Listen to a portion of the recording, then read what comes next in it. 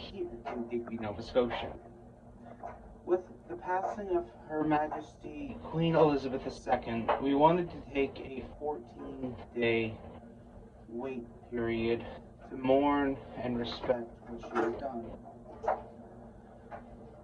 It has now been 2 weeks since her passing. She is now laid restfully at peace, and so we are again starting up shop here at the railway. And what a good way to begin this new session with a railroad that I didn't know existed. And it existed between Halifax and Southwestern and the Dominion Atlantic Railway. It was the largest mill ever built this side of Montreal. It existed in the interior of Nova Scotia, deep in the woods. They built the mill in 1905, with the railroad being built and ready to serve the mill in 1906. Ladies and gentlemen, I present to you the Springfield RailRoad, as it were. The railroad and mill were owned by the Davidson Lumber Company, and again, connected to the Halifax and Southwestern via Hastings Junction. The mill would exist in Hastings, yet at the junction you'd see 60 miles worth of track.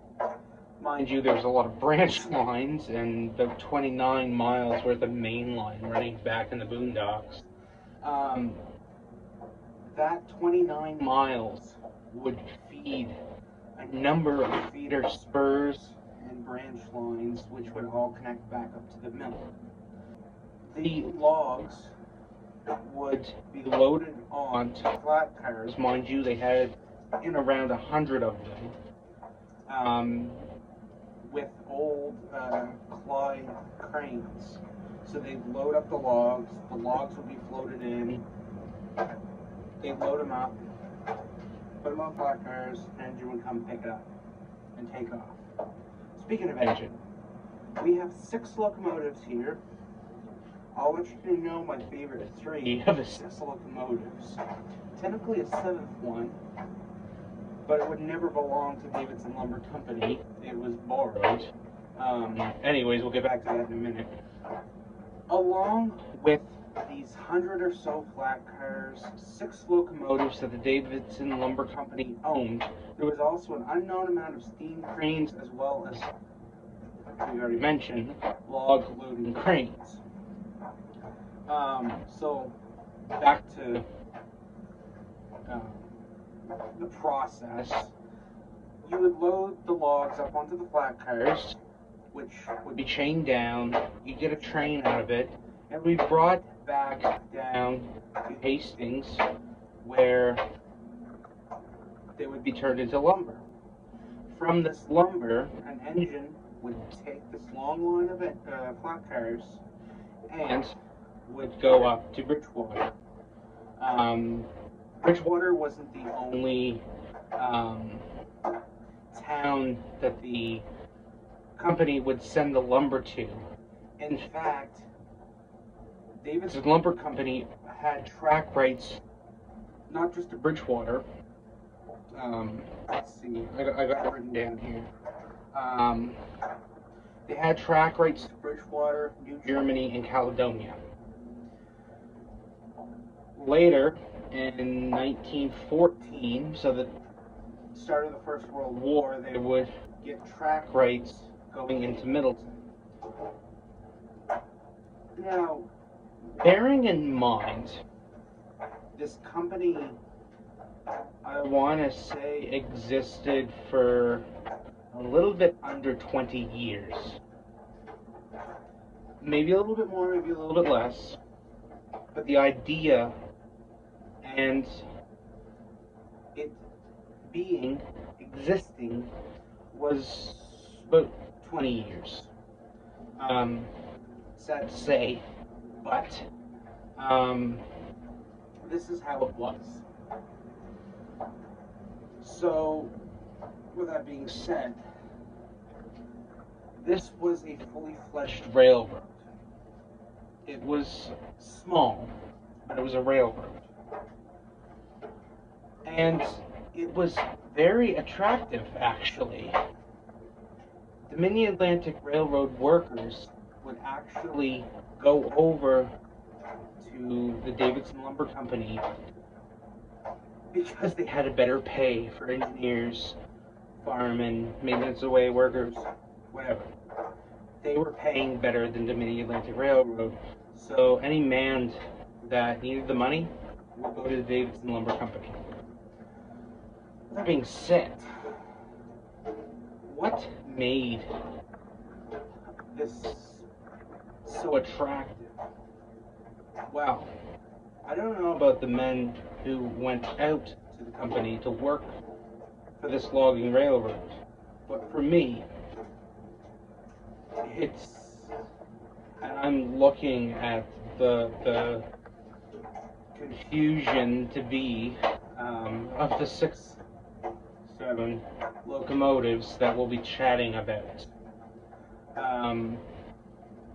Since I've already mentioned that this railroad is would only exist for 20 years, I will give some of the death dates of the locomotives, bearing in mind it's a shame, but they existed, and astonishingly, there's 3 locomotives here that I never knew was here in Nova Scotia. So this is breaking new grounds for me, because my mind's going when I found out about these locomotives. So, at Crossburn, we would find the hub of the Davidson Lumber Company, well, the railroad anyway. There was a roundhouse, there was an engine house, and there was a turntable as well. Crossburn, although small, it's not like Bridgewater, it's not like Kentville, it's small.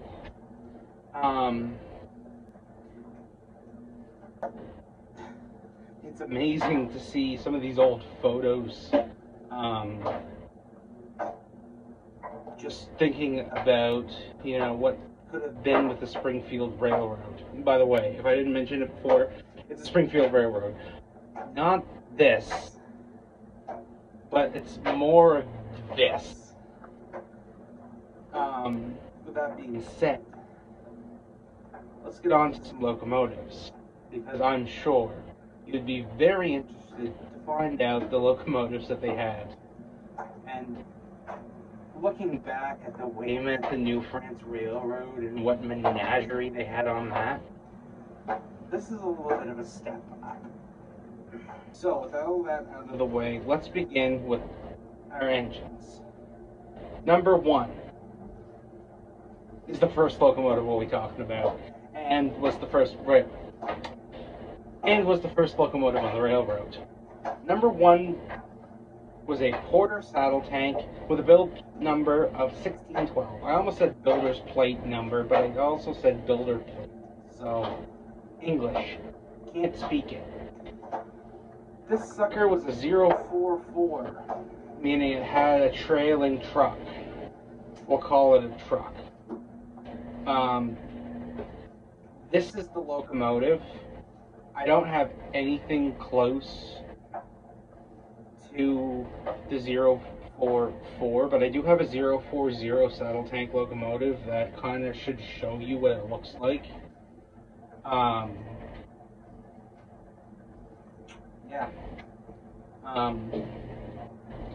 Its engineer was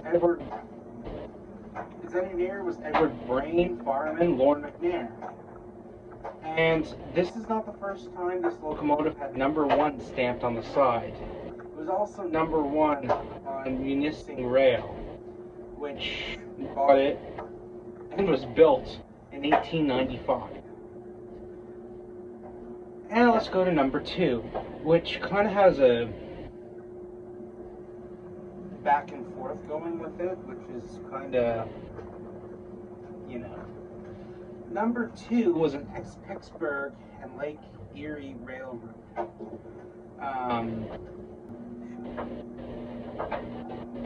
It was engine number 88 while existed for that railroad, but Springfield RailRoad's number 2. The builder's plate was 1598, and the fireman was Reg McGill, engineer George Dorman. It was brought to the railroad July 1905.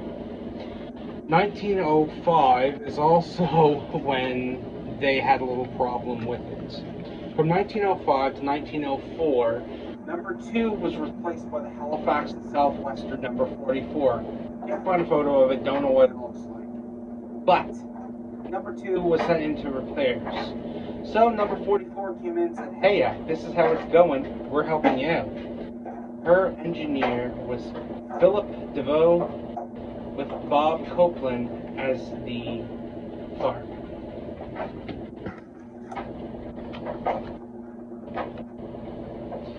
Number 3, and this is where it gets interesting for me. Number 3, built by the Lima Locomotive Works, brand spanking new, was brought to the railway August 1905 with a builder's plate 990. Ladies and gentlemen, I bring to you a 45-ton shay.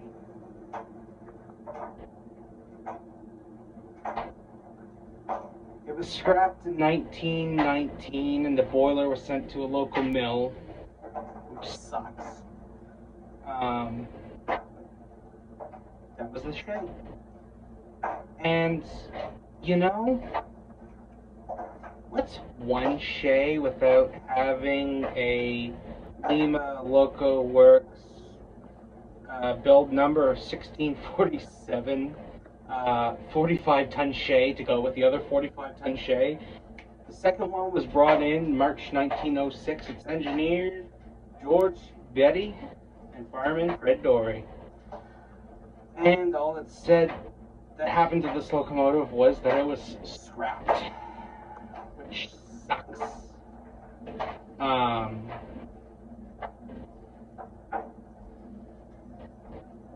Now, this next locomotive is number 1 on the list, with number 2 being number 2, and number 6 being number 3. Now, favoritism. Yes. This old cow, as it were, we'll get back to that in a second, but her name was Old Cow. Was a 060 sloped tender locomotive, produced by the Lima Locomotive Works with a builder's plate of 1017. The engineer and fireman were unknown. Now, Nick, why is this locomotive named Old Cow? Well, this locomotive, when it was brought in 1906, didn't know it at the time, but she liked to split rails a lot. In fact, it got so bad that in 1908 they looked at her and said, hey, you're now going to be a 260.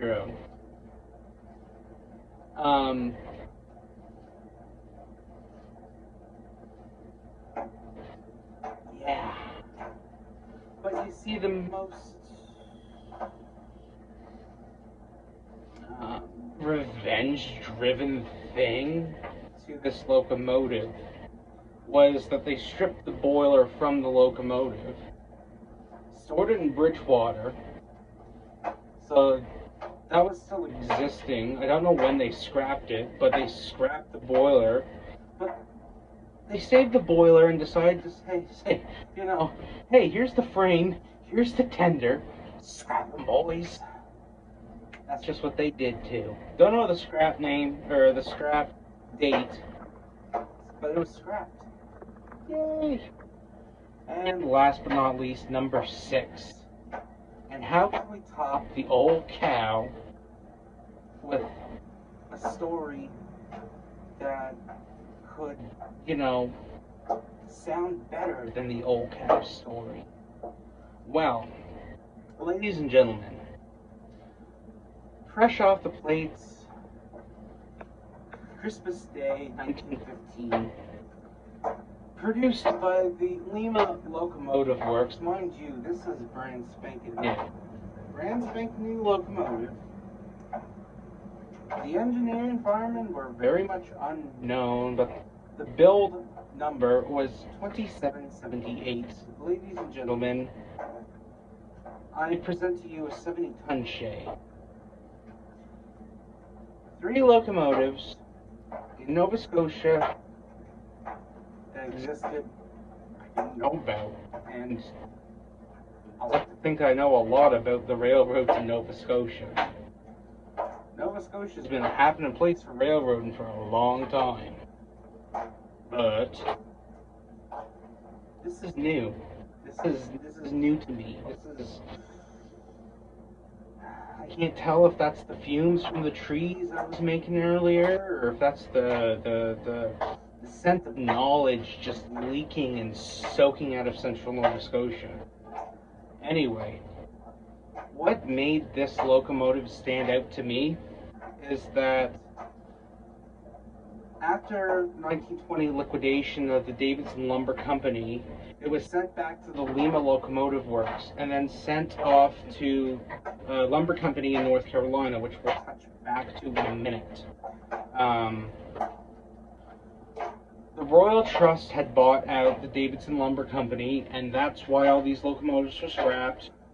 The company was liquidated. Yay. Great.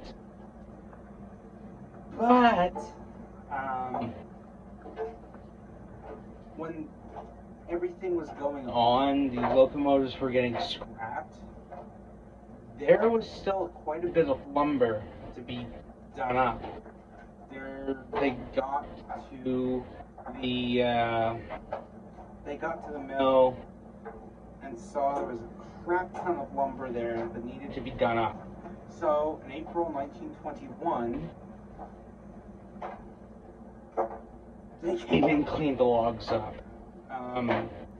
Assuming that they went back on the rails, looked for more logs, cleaned everything up. You get the gist of it. They never really said when they ripped the tracks up. Bearing in mind, speaking of tracks, I will be getting back to that in a minute because I haven't even touched the names of these branch lines and spurs because there's a lot of them. The last cut was in July 1921. So there was about 3 months worth of work there, cleaning up lumber and, just getting stuff done. After the last log was cut and sent away, everything was closed down for good. Now, that leaves us with the branch lines and the spurs off that 29-mile stretch. Keeping in mind, 7 kilometers down from this line, there was also another little stretch in there, which was purchased, I want to say around 1906, 1908, something like that, so they could get more logs shipped out. Anyway, so on the original line, we had Owl Lake Spur, Torment Branch, Nimchin Branch, which I've grown fond of saying, Nimchin Branch. Imagine a Brit saying that, somebody with a thick British accent. I would love to hear that. That would make my day. I digress. Cloud Lake Spur, Twin Lake Branch, Moose Lake Branch, and then Tomahawk Spur. Going 7 kilometers towards Middleton, We would also find the Mud Lake Spur, Joe Simon Lake Spur, the Waterloo Lake Spur, and Shannon Lake Spur. So this railroad had a lot of logging going on. This is the reason why it's the largest lumber mill this side of Montreal. With that being said, I'm Nick Barnaby.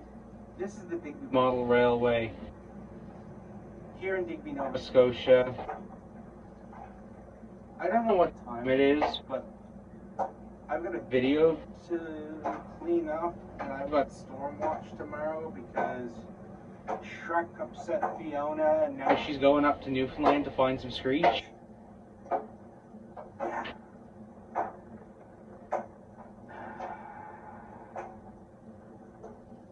Where's Donkey? See ya.